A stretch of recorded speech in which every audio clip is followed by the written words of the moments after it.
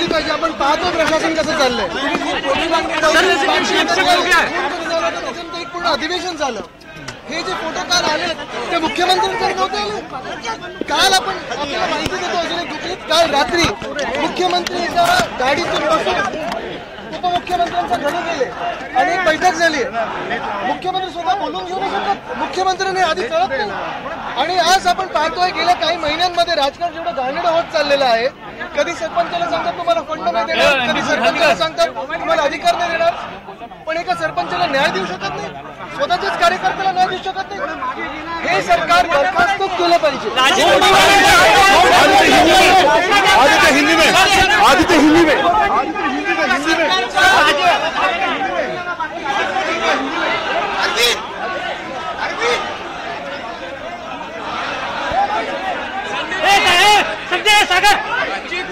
पुणे पहिल्या दिवसापासून